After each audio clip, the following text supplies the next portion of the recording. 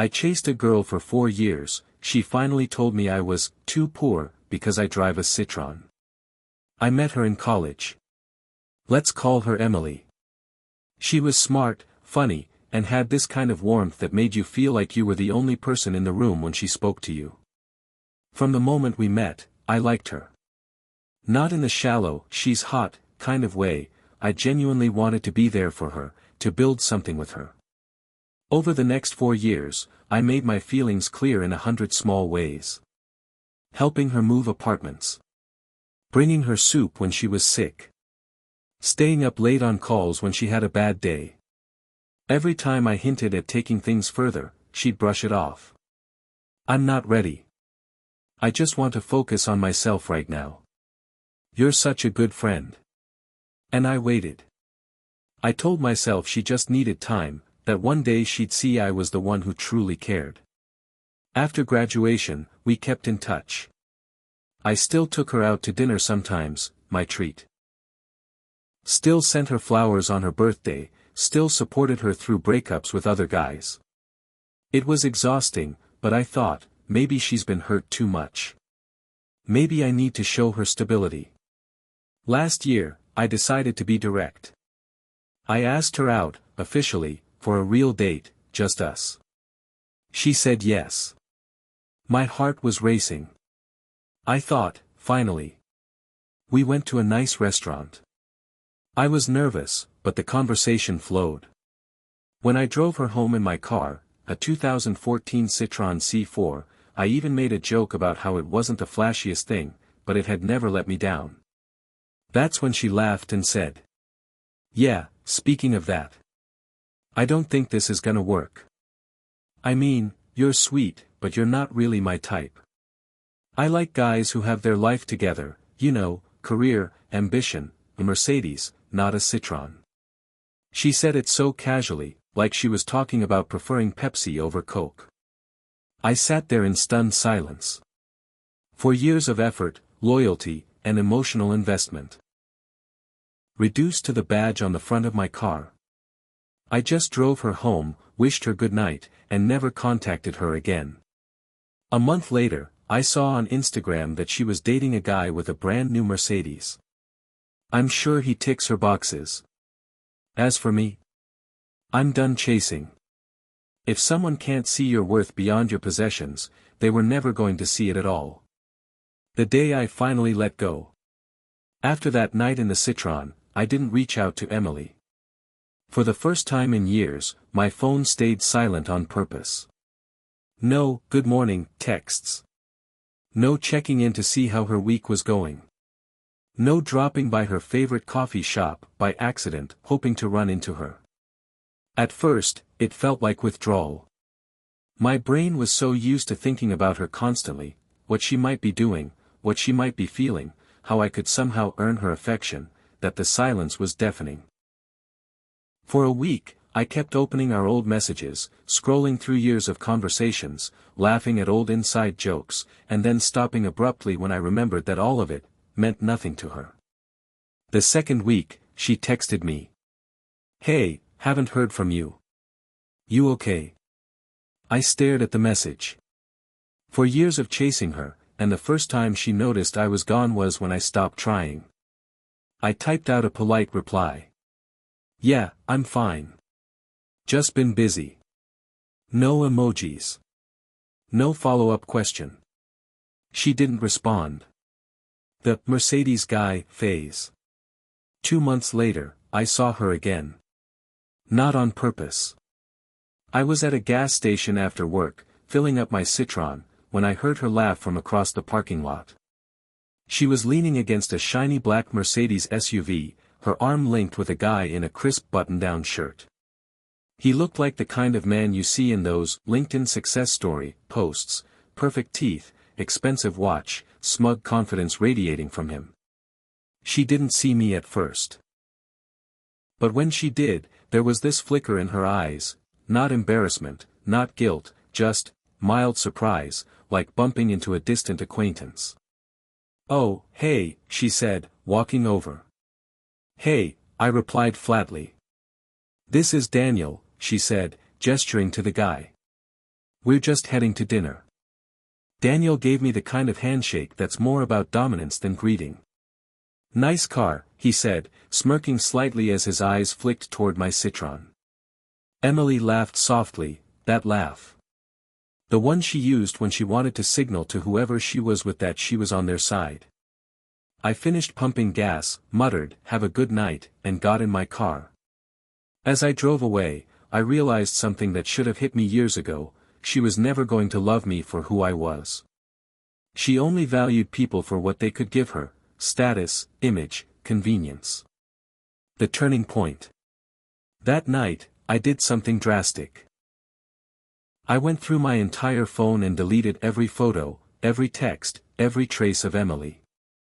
I unfollowed her on social media, blocked her Instagram stories so I wouldn't be tempted to check, and put all the little gifts she'd ever given me, mostly trinkets and coffee mugs, into a box.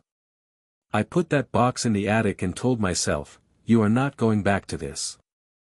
The first couple of weeks were brutal. I had moments where I almost texted her, just to feel that tiny hit of connection. But every time, I reminded myself of that night in the car, the way she looked at me, not with affection, but with judgment. The way she measured my worth by the logo on my steering wheel. Slowly, the craving to reach out faded. The unexpected message. 6 months later, I got a DM on Facebook from her. "Hey stranger. How have you been?" My first instinct was to ignore it. But curiosity got the better of me. I clicked her profile. The Mercedes guy was nowhere to be seen. Her photos were now mostly selfies and motivational quotes about how you have to love yourself before you can love others. I replied with a simple, "I've been good, thanks. You?" She didn't waste time. "Honestly, things haven't been great. Daniel, well, let's just say he wasn't who I thought he was." I didn't ask for details, but she gave them anyway. He cheated on her. Multiple times. Left her for someone younger. Apparently, he also wasn't as rich as he made himself out to be. The Mercedes was leased, the watch was fake, and the consulting business was basically just him freelancing and inflating invoices. I listened, but I felt nothing. No sympathy, no desire to swoop in and save her like I would have in the past. She ended her rant with, "I just keep thinking, you were always there for me. I should have appreciated that more." The final closure. A year ago, those words would have been all I needed to run back into her life. But now, I just felt tired. "I was there for you because I cared," I told her. "But I'm not that guy anymore. I'm not here to prove my worth to someone who couldn't see it in the first place." There was a long pause before she replied. "So, that's it?" "Yeah," I said. "That's it." I hit send, closed the chat, and blocked her for good. For the first time in 4 years, I felt free. Not because I'd won or gotten over her in some dramatic way, but because I finally understood that chasing someone who doesn't value you is the fastest way to lose yourself. Where I am now. It's been almost a year since that final conversation. I've thrown myself into my career, started traveling, met new people. I even upgraded my car, not to a Mercedes, but to something I love and paid for in full. And here's the ironic part: I've been dating someone new for the past 6 months. She's kind, funny, and the type of person who says things like, "Your car is cute," and genuinely means it. She doesn't care about the brand, the status, or the price tag. She cares about me. Emily taught me a painful but important lesson: you can't buy real connection, and you can't earn it from someone who doesn't want to give it. When the past shows up at your door.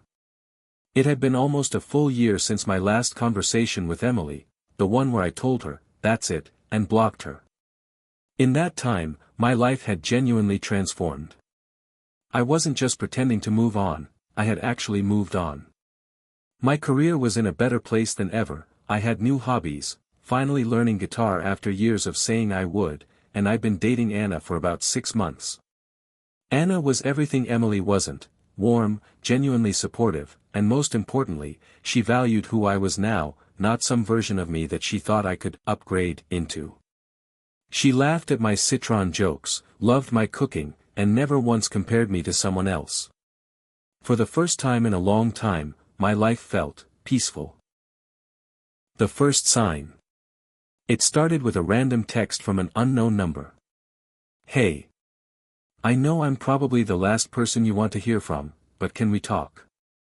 I deleted it without replying. I'd changed my number months ago, but apparently, she'd gotten a new one from a mutual acquaintance. 2 days later. "Please. Just 5 minutes. I made a mistake." Again, no reply. I told myself, don't poke the hornet's nest. The work ambush.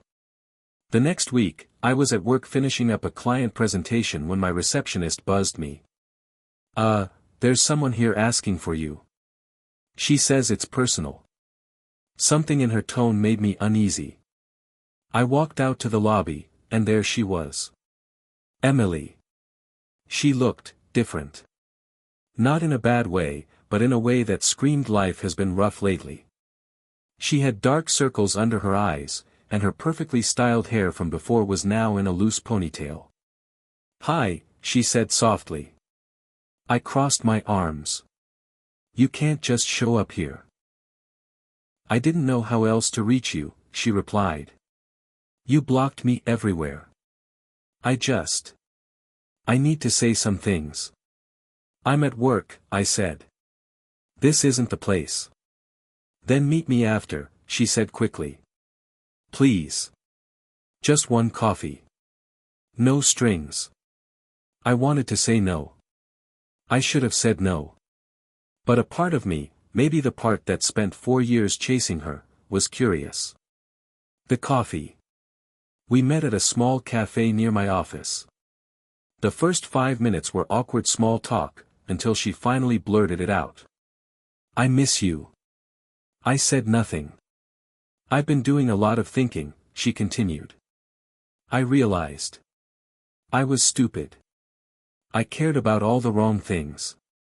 I thought I wanted someone who could give me a certain lifestyle, but it turns out, that doesn't mean anything without a connection.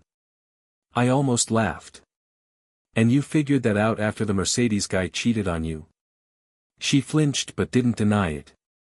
"Yeah," she admitted. I keep thinking about how you were always there. You never judged me. You actually cared." "That's true," I said. "But you didn't care about me back. You cared about my potential to be someone else." "I care now," she said, leaning forward. "I know I screwed up, but people can change. We can try again." I took a deep breath. "Emily. I'm seeing someone. And she's amazing.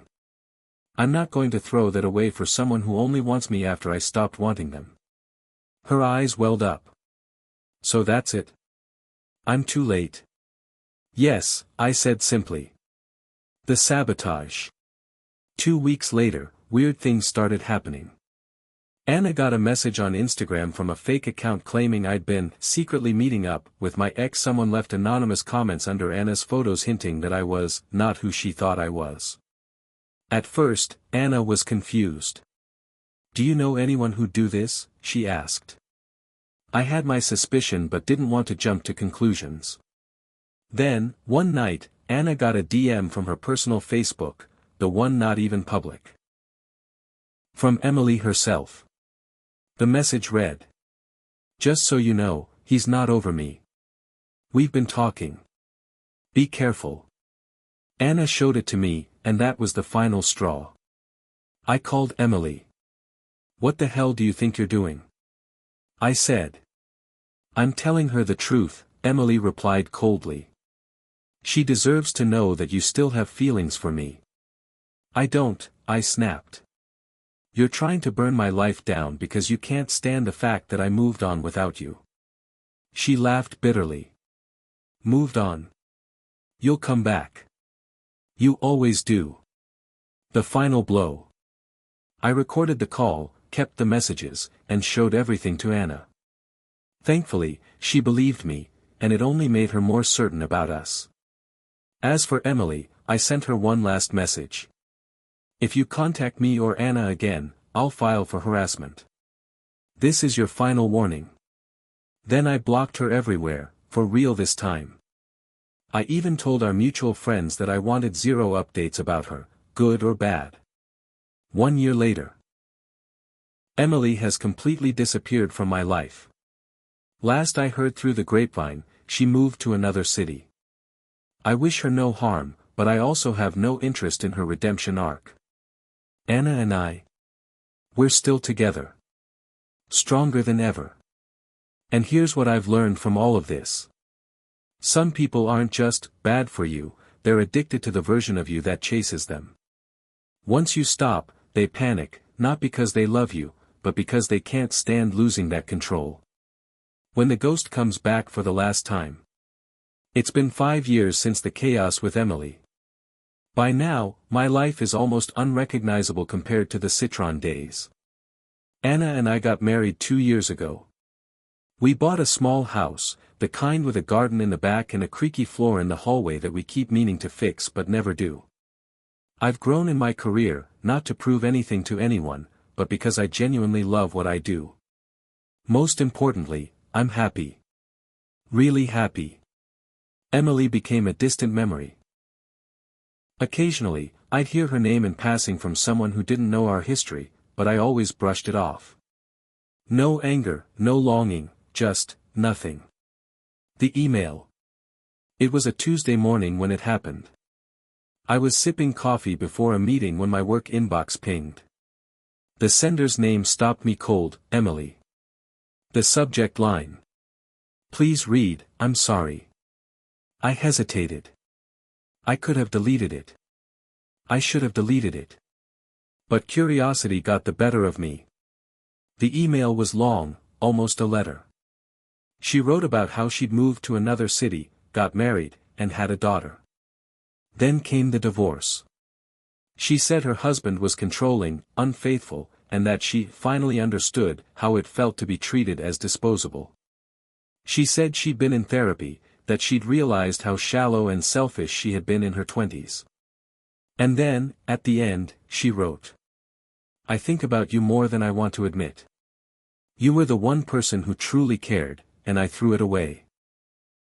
If there's even a 1% chance we could reconnect, even just as friends, I would like that. If not, I understand. But I had to try. The decision. I read it twice. Then I closed my laptop and sat there, staring out the window at the garden where Anna was planting flowers. 5 years ago, that message would have destroyed me. Even 3 years ago, I might have felt the pull to reply, to give her some kind of emotional lifeline. But now, I just felt sad.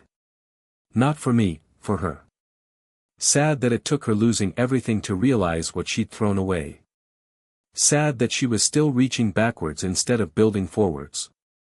I opened a new email. Hi Emily. I'm glad you're getting the help you need and I hope life gets better for you. But my life is in a place where reconnecting with you wouldn't be healthy for me, my wife, or my family. I wish you well, but this needs to be our final contact. Take care. I hit send, archived the thread, and blocked her email address. Full circle. That night, I told Anna about it. She just smiled, squeezed my hand, and said, You've really grown, you know that? And she was right. Emily had once been the center of my world, the person I measured my worth against. Now, she was just a chapter, an important one, sure, but one I'd finally closed. Life moved on. And I'm glad I didn't look back. The last ripple. 6 months after Emily's email, I thought the whole thing was done. She was blocked everywhere, my life with Anna was steady, and there hadn't been a single sign of her. Then one Saturday morning, I got a knock at the door. The envelope. It wasn't Emily, it was a courier holding a large brown envelope. Delivery for, my name, he said. I signed for it, figuring it was some legal paperwork for work. When I opened it, I froze. Inside was a handwritten letter and a thin photo album. The letter started with, "I promise this is the last time you'll hear from me." She explained that her divorce had officially finalized, she was moving overseas with her daughter, and she wanted to make amends before leaving. She said she'd put together a small album of memories from when we'd known each other, photos she'd taken over the years, some I didn't even know existed. Moments from college parties, little candid shots when we were hanging out. The last page had a note. "I don't expect you to forgive me. I just didn't want you to think I forgot everything we shared." The conversation with Anna. I sat at the kitchen table, flipping through the album. Anna came over, leaned on my shoulder, and looked at the pictures. "That's her, right?" she asked. "Yeah," I said quietly. Anna didn't get jealous or defensive. She just closed the album and said, "You should decide what to do with it. But remember, our life is here. Not back there." She was right. Completely right. The choice. I thought about throwing it away immediately. But something in me decided to keep it for one more day. Not because I wanted to hold on to her, but because I wanted to face it one last time. The next morning, I sat alone on the porch with the album. I flipped through every page, letting myself feel whatever came, nostalgia, regret, even a little pity. And when I reached the end, I closed it, took a deep breath, and walked to the fire pit in the backyard. The flames caught quickly. The pictures curled, the ink faded, and soon there was nothing left but ash. The real ending.